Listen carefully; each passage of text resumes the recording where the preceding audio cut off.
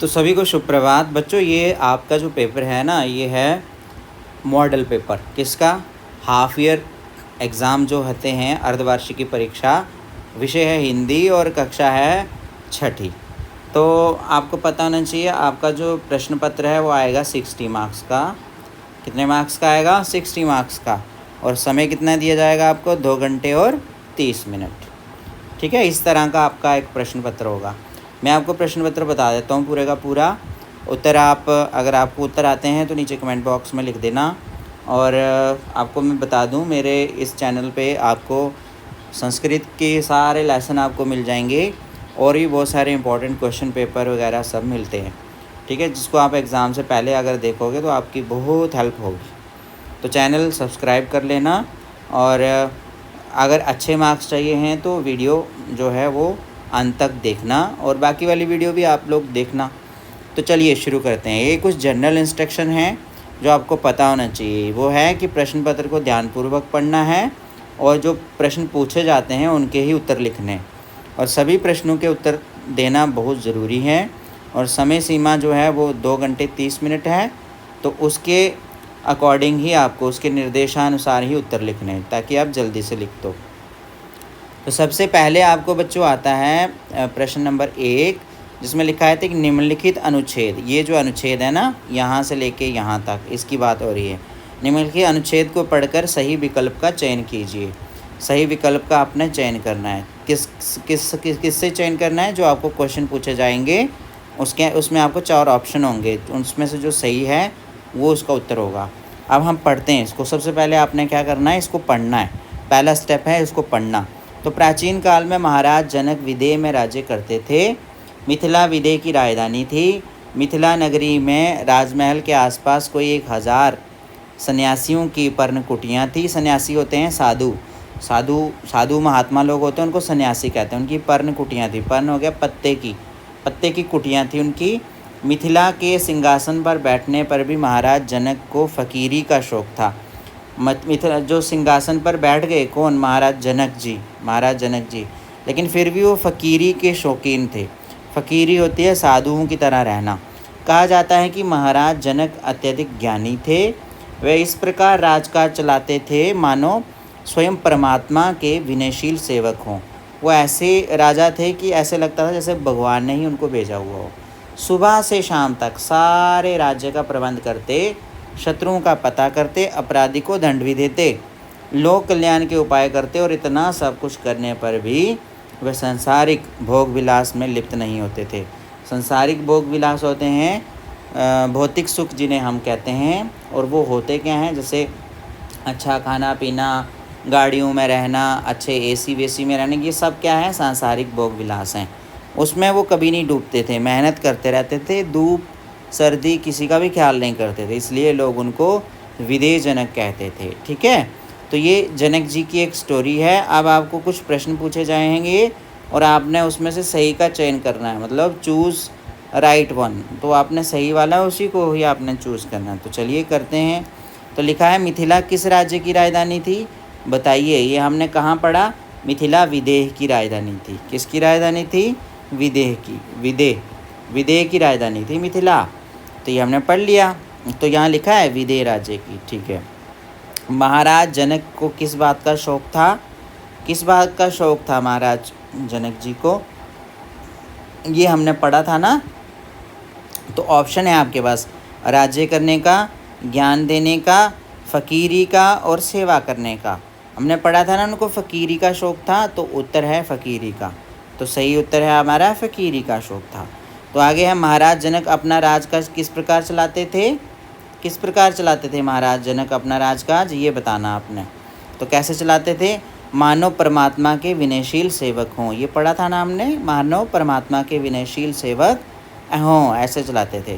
तो महाराज जनक सुबह से शाम तक क्या क्या काम करते थे?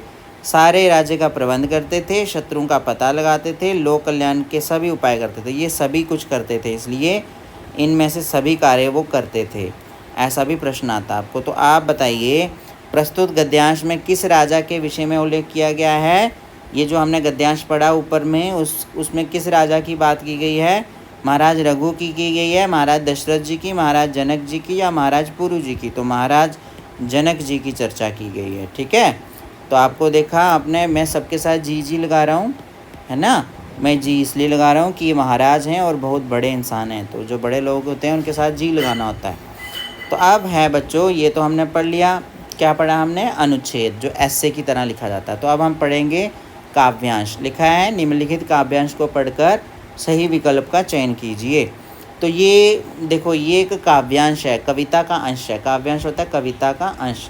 लिखा है, आज करना है जिसे करते उसे हैं आज ही, सोचते कहते हैं जो कुछ कर दिखाते हैं वही, मानते जी की हैं सुनते हैं सदा सबकी कही, जो मदद करते हैं अपनी इस जगत में आप ही, भूल कर वह दूसरों का मुंह कभी तकते नहीं, कौन ऐसा काम है वह कर जिसे सकते नहीं। सुंदर सी कविता लिखी है।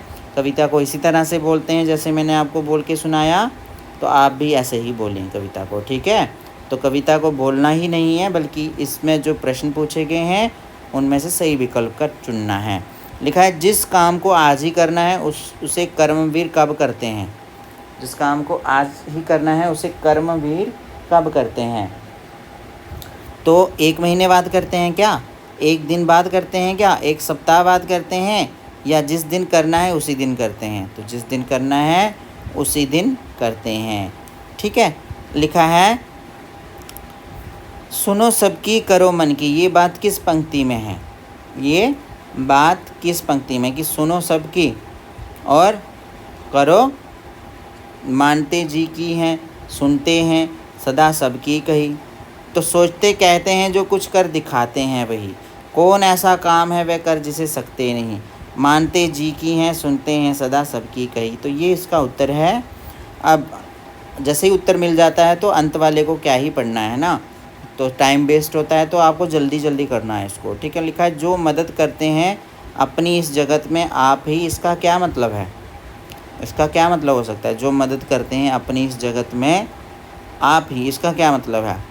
तो मतलब लिखा है, श्रमशील लोग किसी की मदद नहीं करते हैं, ये तो गलत है।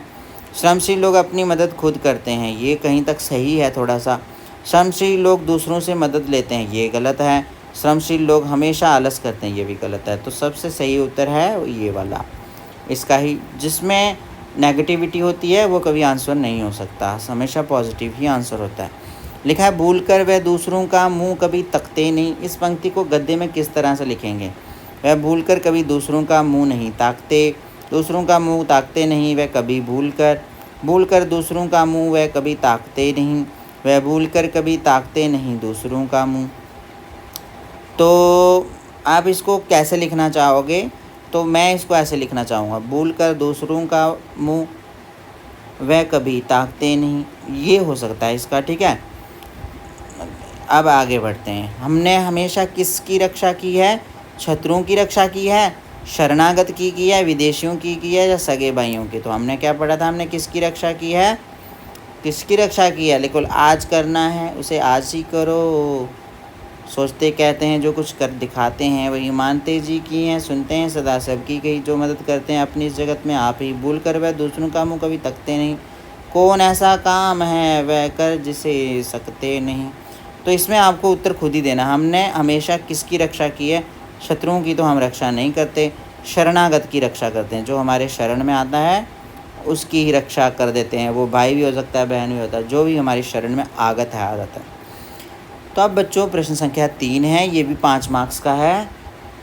इसमें आपने एक अनुच्छेद पढ़ना है जो आपने अपनी बुक में पहले से पढ़ रखा है। ठीक है, और ये आया है आपको कृष्णा सोबती से। तो किसी भी लेसन से आपको एक अनुच्छेद आ सकता है, अनुच्छेद मतलब पैराग्राफ।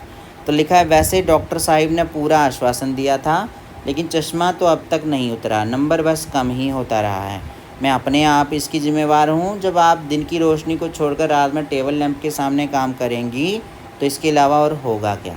जब पहली बार मैंने चश्मा लगाया तो मेरे एक चचेरे भाई ने छेड़ा, देखो देखो कैसी लग रही है, आँख पर चश्मा लगाया ताकि सूझे दूर की, ये नहीं लड़की को मालूम सूरत बनी लंगूर की। मैं खींची कि मुझ पर ये क्यों दोहराया जा रहा है, पर शेर बुरा ना लगा। जब वह चाय पीकर चले गए तो मैं अपने कमरे में जाकर आईने के सामने खड़ी हो गई कई बार अपने को देखा, ऐनक उतारी, फिर पहनी, देखती रही देखती रही। तो अब यहाँ प्रश्न नंबर 1 है, डॉक्टर साहिब ने लेखिका को क्या आश्वासन दिया था कि चश्मा नहीं उतरेगा, ऐसा कहा था कि चश्मा उतर जाएगा, ऐसा कहा था। ठीक है, तो ये वाला सही उत्तर है कि चश्मा उतर जाएगा। दिन की रोशनी को छोड़कर रात में टेबल लैंप के सामने काम करने से क्या हुआ? तो उनकी नज़र कम हो गई है ना। लेखिका का चश्मा नहीं उतरा, लेखिका का चश्मा उतर गया। चचेरे भाई को चश्मा लग गया, लेखिका का चश्मा खो गया। तो लेखिका का चश्मा नहीं उतरा, ये इसका सही उत्तर है। अब लेखिका के पहले बार चश्मा लगाने पर किसने चिढ़ाया था उसको? तो लेखिका के चचेरे भाइयों ने उसको चिढ़ाया था, है ना। चचेरे दोस्त तो होते नहीं हैं, चचेरे भाई होते हैं। तो पंक्ति पूरी कीजिए। आंख पर चश्मा लगाया ताकि सूझे दूर की, ये नहीं लड़की को मालूम। पूरी पंक्ति करनी है। सूरत बनी लंगूर की, तो ये इसका उत्तर है ये वाला। आईने के सामने खड़ी होने के बाद लेखिका ने क्या किया? ऐनक उतारी, पहनी और देखती रही। ऐनक फेंक दिया, जोर से रोने लगी, चचेरे भाई को खूब सुनाया। तो यही इसका सही उत्तर है। ऐनक उतारी, पहनी और देखती रही। अब बच्चों, अब ये चांद से थोड़ी सी गप्पें, इस पार्ट से आया हुआ एक काव्यांश है। काव्य की पंक्तियां हैं।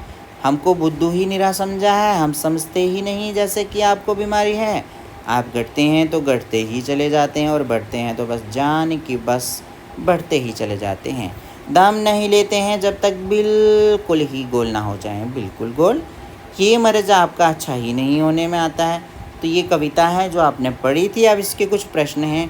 10-11 साल की लड़की की सोच में उसे कौन निरा बुद्धू समझता है? बताओ, कौन समझता है उसको बुद्धू? चंद्रमा। लड़की के अनुसार चंद्रमा को कौन सी बीमारी है? घटने और बढ़ने की बीमारी है। ठीक है, बढ़ते हैं तो बढ़ते ही चले जाते हैं, घटते हैं तो घटते ही चले जाते। तो इसका उत्तर है का और खा दोनों। ये भी इसका उत्तर है और ये भी उत्तर है, दोनों उत्तर हैं इसके। चंद्रमा घटते या बढ़ते हुए कब तक दम नहीं लेता? जब तक बिल्कुल गोल ना हो जाए, ये हमने पढ़ा था। तो ये इसका उत्तर है। पंक्ति पूरी करनी है। आप घटते हैं तो घटते ही चले जाते हैं, और बढ़ते हैं तो बस यानी कि बढ़ते ही चले जाते हैं। तो ये इसका उत्तर है। 10-11 साल की लड़की की समझ से चांद कैसा व्यक्ति है? ये आपने बताना कैसा व्यक्ति है। 10-11 साल की लड़की की समझ से चांद कैसा व्यक्ति है? चांद कैसा? मूर्ख है, समझदार है, रोगी है या निरोगी है? तो रोगी है। 10-11 साल की लड़की सोचती है कि चांद को कोई रोग है, कभी घटता है कभी बढ़ता है। तो अब बच्चों, ये जो प्रश्न हैं ये हैं निम्नलिखित प्रश्नों में से किन्हीं 4 प्रश्नों के उत्तर देने हैं आपने। ये 2 मार्क्स का एक है। अगर आप 4 के दे देंगे तो आपके 8 मार्क्स आएंगे। तो वह चिड़िया जो कविता के आधार पर बताइए कि चिड़िया को किन किन चीज़ों से प्यार है। ये आपने पढ़ा था ना, चिड़िया को अन्न, विजन, नदी से बहुत प्यार है। अब लेखिका अपने बच्चों ने कौन कौन सी चीज़ें मज़े लेकर खाती थी?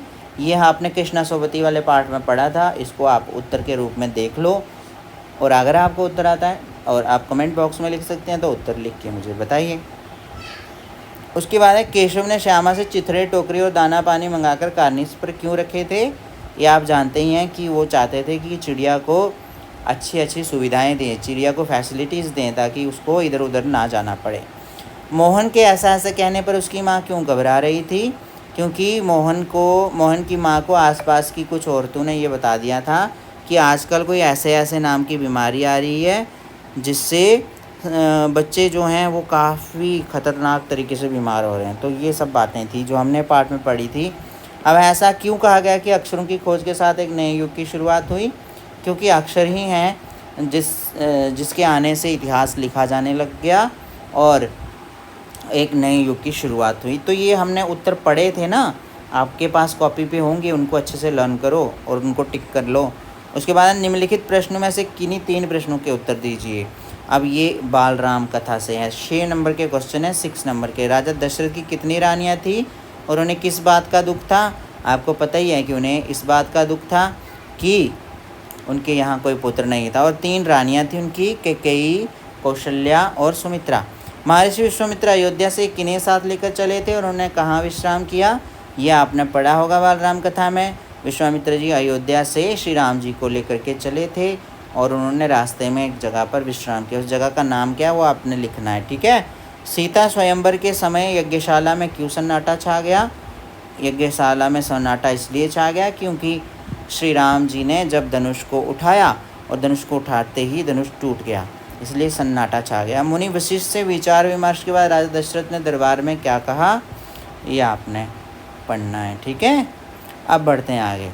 निम्नलिखित प्रश्नों के निर्देशानुसार सही विकल्प चुनकर उत्तर दीजिए। यमुना नदी के किनारे कई प्रसिद्ध नगर बसे हुए हैं। इस वाक्य में कौन सा शब्द व्यक्तिवाचक संज्ञा है? व्यक्तिवाचक संज्ञा होती है किसी का नाम, तो नाम इसमें कौन सा है? यमुना। ठीक है, दिए गए शब्दों में से कौन सा शब्द भाववाचक संज्ञा है?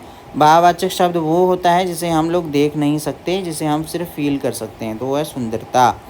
कोई इधर आ रहा है, इस वाक्य में कोई शब्द कौन सा सर्वनाम है? तो कोई जो सर्वनाम है वो है अनिश्चयवाचक सर्वनाम, मतलब ये कोई है ना, कोई जिसको हम डेफिनेटली कह नहीं सकते कि ये कौन है। अगर कोई नाम होता तो फिर वो अलग सर्वनाम होता। ठीक है, मसूरी विदेशी पर्यटकों के लिए जाना पहचाना, इसमें कौन सा शब्द विशेषण है? कौन सा शब्द इसमें क्या है? विशेषण। तो विदेशी पर्यटकों, विदेशी, ये विदेशी जो शब्द है ये क्या है? एक विशेषण है। दूध वाले ने मंदिर में सुबह ही 4 लीटर दूध पहुंचा दिया, इसमें कौन सा विशेषण है? तो ये आपको पता होना चाहिए, 4 लीटर जो है ये परिमाण है, तो ये परिमाणवाचक है। ठीक है, ये संख्यावाचक नहीं है, क्योंकि लीटर है ना, लीटर को हम क्या करते हैं? नापते हैं। तो मोहन आज विद्यालय जाएगा, इस वाक्य में काल के आधार पर क्रिया का कौन सा रूप है? आज विद्यालय जाएगा तो वर्तमान कालिक क्रिया है, जो जाएगा अगर है तो भविष्यकालिक है। ठीक है, आज विद्यालय जाएगा तो ये भविष्यकालिक क्रिया है। क्या है ये? भविष्यकालिक क्रिया, क्योंकि वो जाने वाला है ना, अभी गया तो नहीं है ना। इनमें से कोई नहीं, ये तो नहीं है, सिर्फ यही इसका उत्तर है। ठीक है, साइकिल का पहिया तेजी से घूमता है, इस वाक्य में कौन सा शब्द क्रिया विशेषण है? तेजी से घूमता है। तो तेजी से घूमना किसे कहते हैं? इस वाक्य में कौन सा शब्द क्रिया विशेषण है ना? तो घूमता है जो है वो है क्रिया विशेषण। घूमता है क्या? तेजी से। इसका उत्तर इन्होंने खुद ही दे दिया, तेजी से, तेजी से ही इसका उत्तर है। ठीक है, रेलगाड़ी कल अहमदाबाद पहुंचेगी, इसमें क्रिया विशेषण का कौन सा भेद है? वर्तमान कालिक है, भूतकालिक है, भविष्यकालिक है? तो ये भविष्यकालिक है। रेलगाड़ी कल अहमदाबाद पहुंचेगी, कल की बात हो रही है ना, आने वाला कल। तो आगे लिखा है निम्नलिखित प्रश्नों के निर्देशानुसार उत्तर लिखिए। आकाश वृक्ष शब्दों के दो समानार्थी शब्द बताइए। आकाश को आप क्या कह सकते हो? नभ भी कह सकते हो और अंबर भी कह सकते हो, है ना, ये आपने पढ़ा होगा। उसके बाद वृक्ष, वृक्ष को क्या कह सकते हो आप? तरु कह सकते हो। और इसके अलावा आप और क्या कह सकते हो? ये आप यहाँ मुझे बता दीजिए हैं। उसके बाद उन्नति, अंधेरा, समर्थ, निर्बल शब्दों के विलोम शब्द बताइए। उन्नति का होगा अवनति, अंधेरा का होगा प्रकाश, समर्थ का हो गया असमर्थ, निर्बल का हो गया सबल। अपना उल्लू सीधा करना, घुटने टेकना, मुहावरों के अर्थ बताकर वाक्य प्रयोग कीजिए। ये आप वाक्य प्रयोग करना, आपने मुहावरे पढ़े होंगे। ईश्वर में विश्वास रखने वाला जो पुरुष अभिनय करता हो, अनेक शब्दों के लिए एक शब्द बताइए। ईश्वर में विश्वास करने वाले को आस्तिक कहते हैं, जो पुरुष अभिनय करता हो उसको क्या कहते हैं? उसको कहते हैं नट, है ना, उसको नट कहते हैं, या उसको अभिनेता कहते हैं, अभिनेता, उसको अभिनेता भी कहते हैं।